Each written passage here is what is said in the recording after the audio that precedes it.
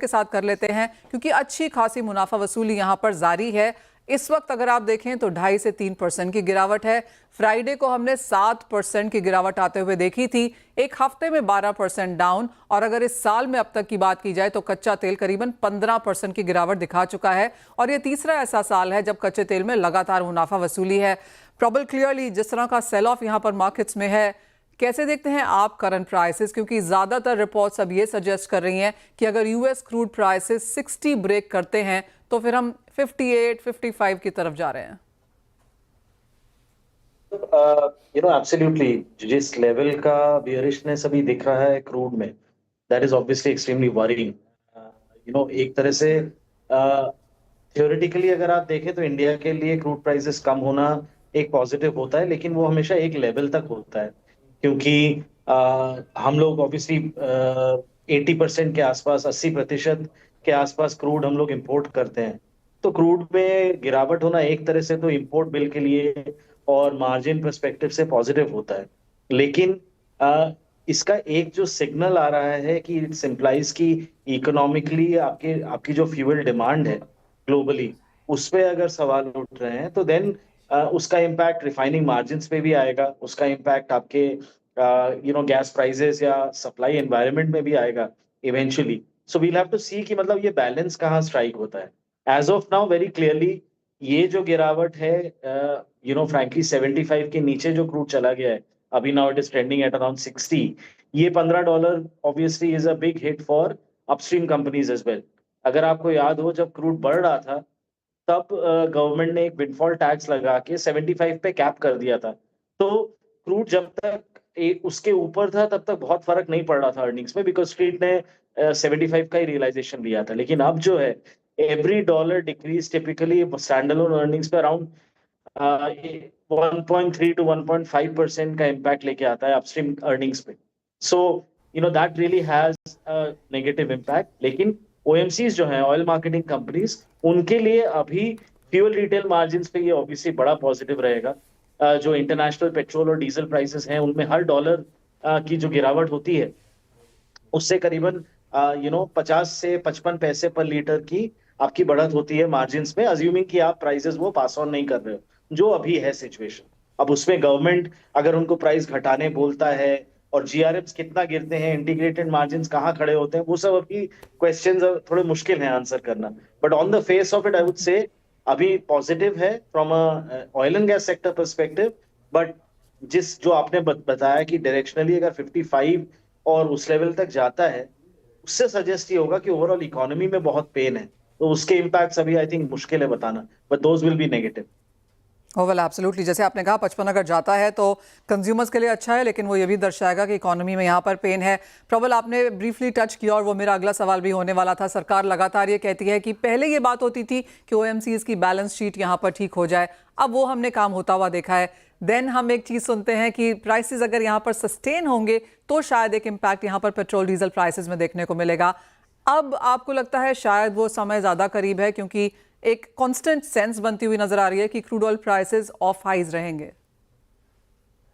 हाँ, आई think government ने बहुत प्रैक्टिकली कहा है। अगर आप देखेंगे जो एलपीजी लॉसेस भी हैं इस साल के, जो करीबन आई थिंक 40,000 करोड़ के आसपास प्रोबेबली फुल ईयर के लॉसेस रहेंगे, उसमें गवर्नमेंट ने कॉम्पेंसेशन नहीं दिया है।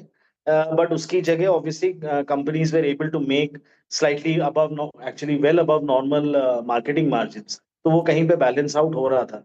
बट अगर हम फाइनेंशियल ईयर 2025-26 देखें, उसमें ये लेवल ऑफ क्रूड पे I think government is well within its rights to say to the OMC कि आप थोड़ा सा कंज्यूमर को भी बेनिफिट दो जो ये लोअर प्राइसेस हैं, without really impacting your margin. तो इसमें मेरे ख्याल से की मॉनिटरेबल ये होगा कि आप प्राइस में कितनी गिरावट देते हो, क्योंकि अभी अगर आप मार्जिन देखेंगे दे आर एट अराउंड 8 से 9 रुपए के आसपास, ब्लेंडेड फॉर पेट्रोल और डीजल मिक्स करके अगर मैं बात करूं, जबकि हिस्टोरिकली नॉर्मल लेवल्स रहे हैं 3 से 4 रुपए। तो इसमें काफी लीवे है प्राइस कम करने का, लेकिन आप कितना प्राइस डिक्रीज दे रहे हो और उसमें फिर मार्जिन अगर वापस 4 रुपए के नीचे नीचे आ गए तो चिंता का विषय ओएमसीज के लिए। लेकिन अगर 2-3 रुपए का डिक्रीज होता है, मुझे नहीं लगता स्ट्रीट में कोई भी बिल्डिंग कर रहा है ये नंबर्स कि 7-8 रुपए का सस्टेनेबल रिटेल मार्जिन। तो कहीं ना कहीं पे वो बैलेंस आई थिंक ढूंढना होगा गवर्नमेंट को और कंपनीज को. सो वील सी कि वो कहाँ पे लेके आते हैं, given that crude may stay at 60 levels for some time to come. Probably not wanting to put you in a corner, लेकिन आपको क्या लगता है, ये तो हमने ये बात की कि प्रोबेबिलिटीज क्या रह सकती हैं, लेकिन क्योंकि आप ये सेक्टर इतने सालों से फॉलो करते हैं, आपको लगता है given the sense of economy and of course inflation and slow down, ये सही समय है perhaps to take that step? I think there is probably a good case to be made कि एक प्राइस कट हो, लेकिन एज आई सेड कि वो प्राइस कट सेंसिबल होना चाहिए, बिकॉज आपने जो बैलेंस शीट की बात कही, इस साल अगेन क्योंकि एलपीजी के लॉसेस इतने ज्यादा हैं, उसकी वजह से वापस से एक प्रेशर है. प्लस अगर आप ये नोटिस करें, OMCs are actually one of the few companies, large companies that have a very aggressive investment plan as well. अगर हम IOCL की बात करें या BPCL की बात करें या HPCL की बात करें, तीनों कंपनीज के काफी अग्रेसिव इन्वेस्टमेंट प्लान्स भी हैं. तो गवर्नमेंट को वो चीज ध्यान रखनी पड़ेगी. बट एक एक फ्यूल प्राइस कट का प्रोबेबिलिटी आई थिंक काफी बढ़ गया है, of maybe between 2 to 3 rupees. Again it is completely my opinion, I have no basis कि मैं कितना प्राइस कट गवर्नमेंट कॉन्टेम्पलेट कर रहा है. Point taken. एक फाइनल सवाल प्रॉबल, आपको क्या लगता है क्रूड प्राइसेस कहाँ जा रहे हैं, अगर हम near term let's say 1 to 3 months की बात कर रहे हैं? Honestly, if I knew that, I would be doing something else, not sitting here with you. Honestly, directionally, I think it looks tough because OPEC Plus ने जो supply cuts भी unwind करने का decision लिया है, right at the time that demand is seeing such headwinds, that obviously doesn't bode well. And forgive me, मैं English में बोल रहा हूँ because it's slightly easier for me. But I think bearish trends will probably continue. कहाँ पे जाके रुकेंगे, आपने जैसे बताया.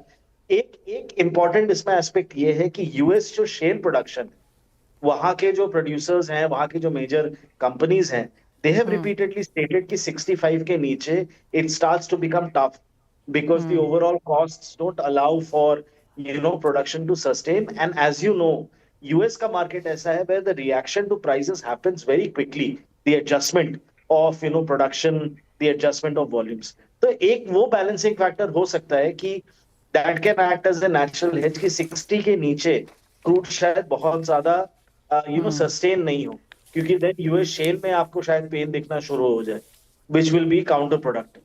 So इसके लिए I think around 60-65 I would still believe is a range that it would persist, but there could be short term trends either ways depending on how कितना volatile है सब कुछ, तो वो कहीं पे भी हो सकता है for a short term.